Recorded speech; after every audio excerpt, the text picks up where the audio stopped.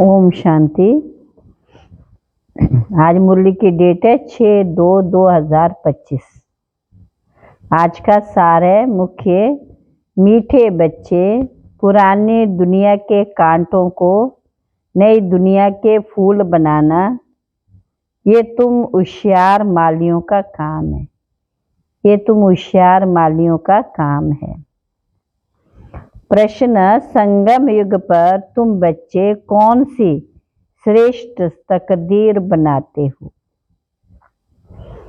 बाबा ने कहा, कांटे से खुशबूदार फूल बनना यह है सबसे श्रेष्ठ तकदीर।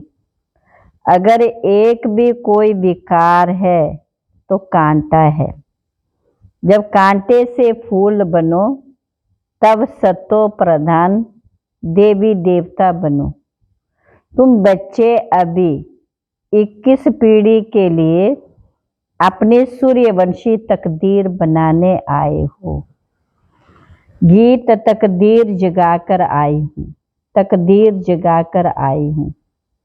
ओम शांति। गीत बच्चों ने सुना, ये तो कॉमन गीत है, क्योंकि तुम हो माली, बाप है बागवान। अब मालियों को कांटों से फूल बनाना, ये अक्षर बहुत क्लियर है। भक्त आए हैं भगवान के पास, ये सब भक्तियाँ हैं ना। अब ज्ञान की पढ़ाई पढ़ने बाप के पास आए हैं। इस राज्यों की पढ़ाई से ही नई दुनिया के मालिक बनते हो। तो भक्तियाँ कहती है, हम तकदीर बनाकर आए हैं, नई दुनिया दिल में सजाकर आए हैं। बाबा भी रोज कहते, स्वीट होम और स्वीट राजाई को याद करो। आत्मा को याद करना, हर एक सेंटर पर कांटों से फूल बन रहे हैं। फूलों में भी नंबरवार होते हैं। शिव के ऊपर फूल चढ़ाते हैं, कोई कैसा फूल चढ़ाते, कोई कैसा। गुलाब के फूल और अक के फूल में रात दिन का फर्क है। ये भी बगीचा है, कोई मोतियों के फूल है, कोई चंपा के हैं, कोई रत्न ज्योत हैं, कोई अक के भी हैं। बच्चे जानते, इस समय सब है कांटे। ये दुनिया ही कांटों का जंगल है। इनको बनाना है नई दुनिया के फूल, इनको बनाना है नई दुनिया के फूल। इस पुरानी दुनिया में है कांटे, तो तीन में भी, गीत में भी कहते, हम बाप के पास आए हैं पुरानी दुनिया के कांटों से नई दुनिया का फूल बनने। जो बाप नई दुनिया स्थापन कर रहे हैं, कांटे से फूल अर्थात देवी देवता बनना है। गीत का अर्थ कितना सहज है। हम आए हैं तकदीर जगाने, हम आए हैं तकदीर जगाने नई दुनिया के लिए। नई दुनिया है सतयुग, कोई की सतो प्रधान तकदीर है, कोई की रजो तमो है। कोई सूर्यवंशी राजा बनते, कोई प्रजा बनते, कोई प्रजा के भी नौकर चाकर बनते। ये नई दुनिया की राजाई स्थापन हो रही है।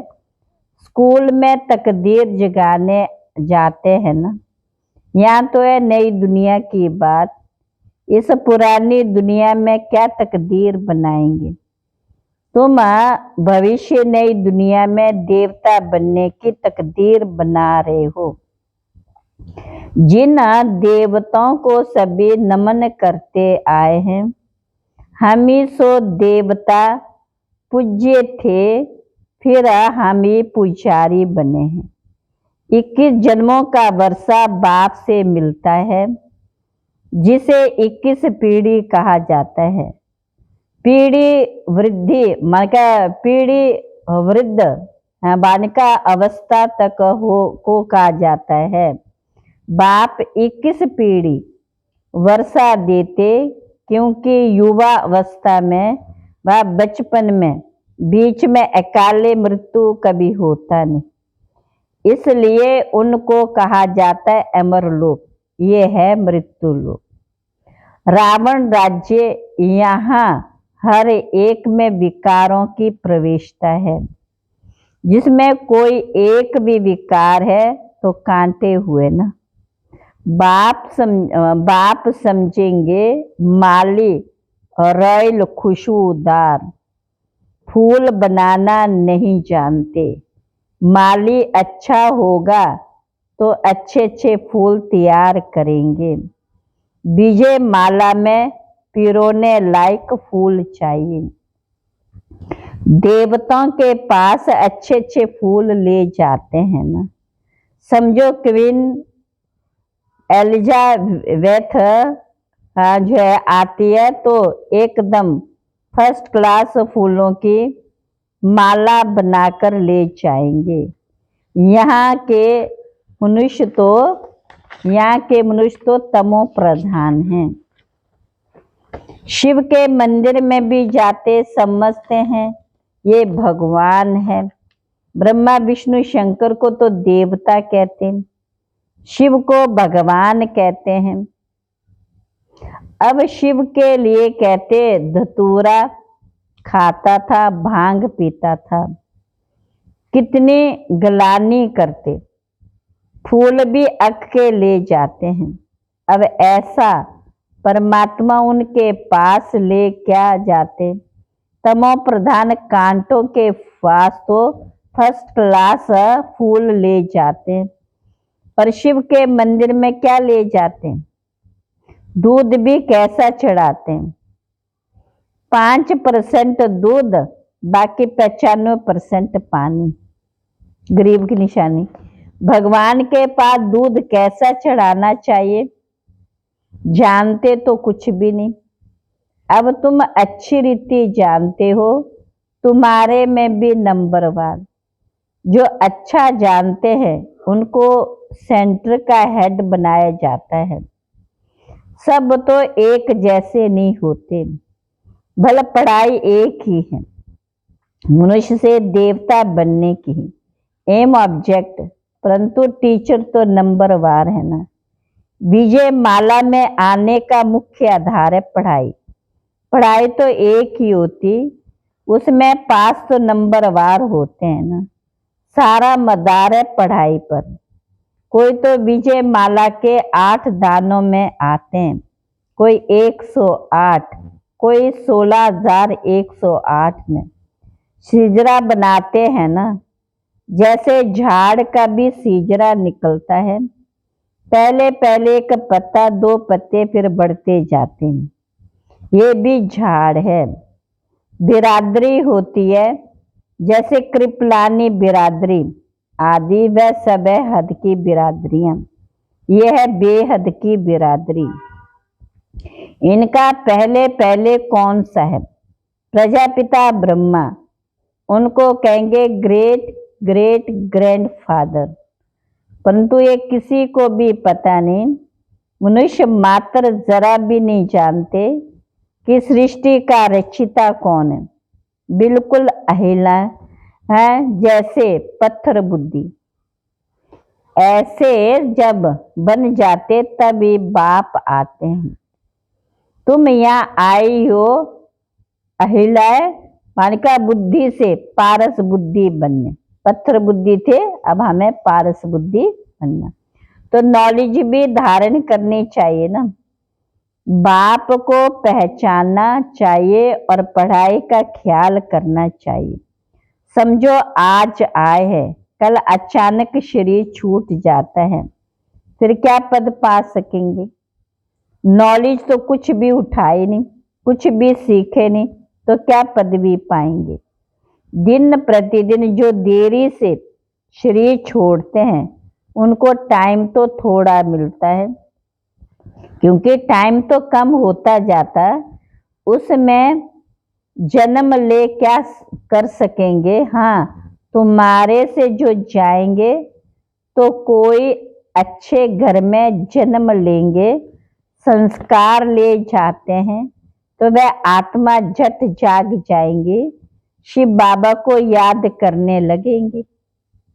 संस्कार ही नहीं पड़े हुए होंगे तो कुछ भी नहीं होगा। इसको कहा जाता है मेहनता से समझाना होता है और समझना होता है। माली अच्छे अच्छे फूलों को ले आते हैं तो उनकी महिमा भी गाई जाती है। फूल बनाना तो माली का काम है ना। ऐसे बहुत बच्चे हैं जिनको बाप को याद करना आता ही नहीं है। तकदीर के ऊपर है ना, तकदीर में नहीं है तो कुछ भी समझते नहीं। तकदीरवान बच्चे तो बाप को यथार्थ रीति पहचान कर उन्हें पूरी रीति याद करेंगे। बाप के साथ साथ नई दुनिया को भी याद करते रहेंगे। गीत में भी कहते हैं ना, हम नई दुनिया के लिए नई तकदीर बनाने आए हैं। 21 जन्म के लिए बाप से राज्य भाग्य लेना है। इस नशे और खुशी में रहे तो ऐसे से गीत का अर्थ इशारे से समझ जाएं। स्कूल में भी कोई की तकदीर में नहीं होता है तो फेल हो पड़ते हैं। ये तो बहुत बड़ा इम्तिहान है। भगवान खुद बैठ पढ़ाते हैं।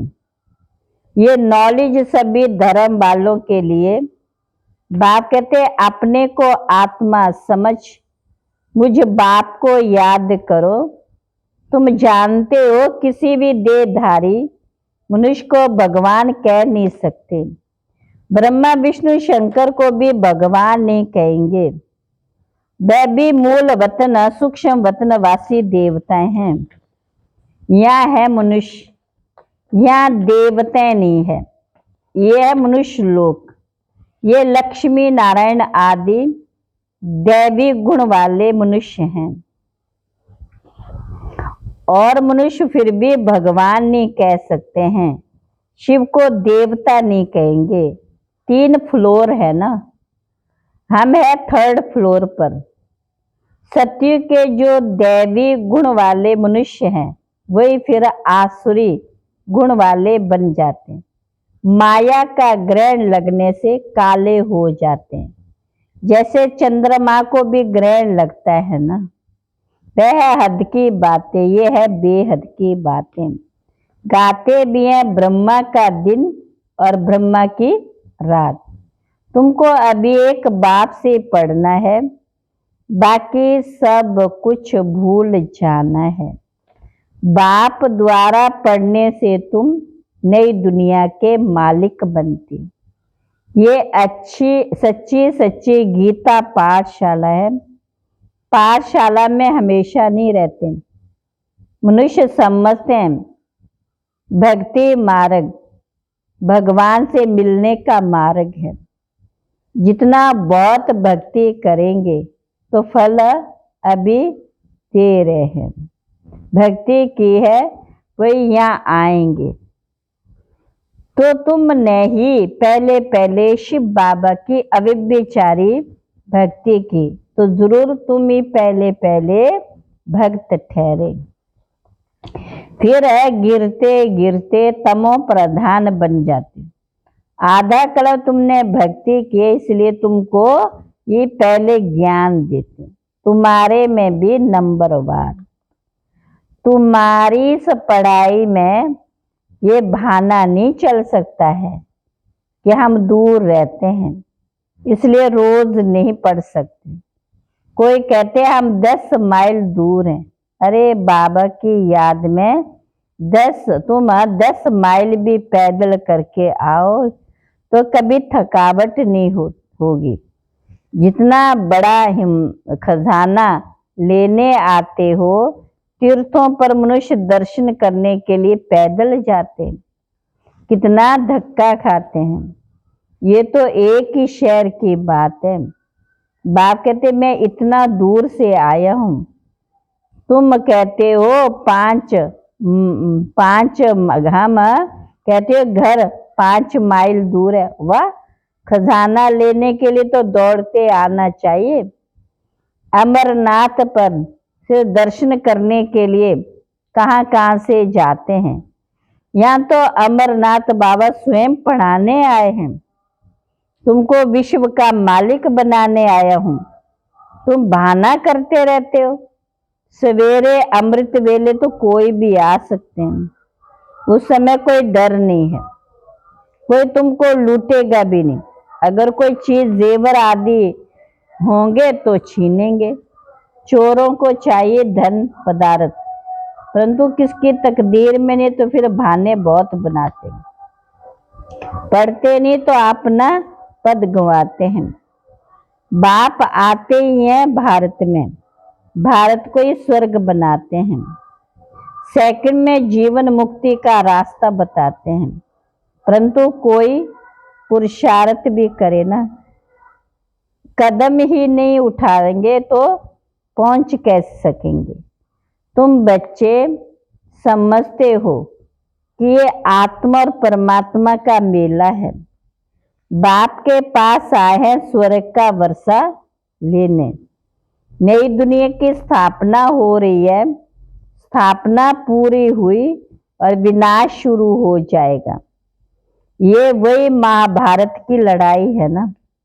अच्छा, मीठे मीठे सिकिला बच्चों प्रति माता पिता बाप दादा का याद प्यार। Good morning. रूहानी बाप के रूहानी बच्चों को नमस्ते। रूहानी बच्चों की रूहानी बाप दादा को नमस्ते नमस्ते नमस्ते। धारणा के लिए मुख्य सार। बाप जो ज्ञान का खजाना दे रहे हैं उसको लेने के लिए दौड़ दौड़ कर आना है। इसमें किसी भी प्रकार का बहाना नहीं देना। बाप की याद में 10 माइल भी पैदल चलने से थकावट नहीं होगी। दूसरा, विजय माला में आने का आधार पढ़ाई है। पढ़ाई पर पूरा ध्यान देना है। कांटों को फूल बनाने की सेवा करनी है। स्वीट होम स्वीट राजाई को याद करना है। आज का वरदान है, संगम युग के महत्व को जान, एक का अनगिनत बार रिटर्न प्राप्त करने वाले सर्व प्राप्ति संपन्न भव। संगम युग पर बाप दादा का वायदा है, 1-2 लाख लो, 1-2 लाख लो। जैसे सर्वश्रेष्ठ समय, सर्वश्रेष्ठ जन्म, सर्वश्रेष्ठ टाइटल इस समय के हैं, वैसे सर्व प्राप्तियों का अनुभव अभी होता है। अभी एक का सिर्फ लाख गुना नहीं मिलता, लेकिन जब चाहो, जैसे चाहो, जो चाहो। बाप सर्वेंट रूप में बांधे हुए हैं। एक का अनगिनत बार रिटर्न मिल जाता है, क्योंकि वर्तमान समय वरदाता ही आपका है। जब बीज आपके हाथ में है तो बीज द्वारा जो चाहो वह सेकंड में लेकर सर्व प्राप्तियों से संपन्न बन सकेंगे। अच्छा, आज का स्लोगन है,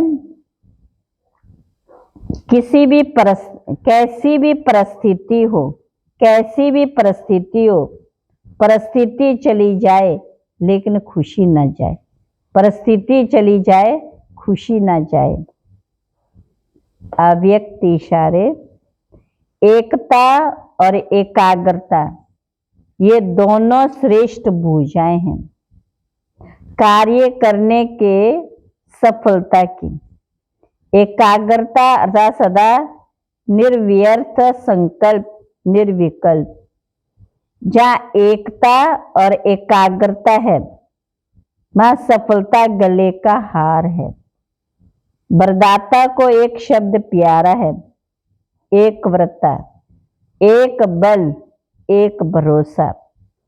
साथ साथ एक मत, ना मनमत ना परमत, एक रस, ना और कोई व्यक्ति ना दैव का रस, ऐसे ही एकता एकांत प्रिय।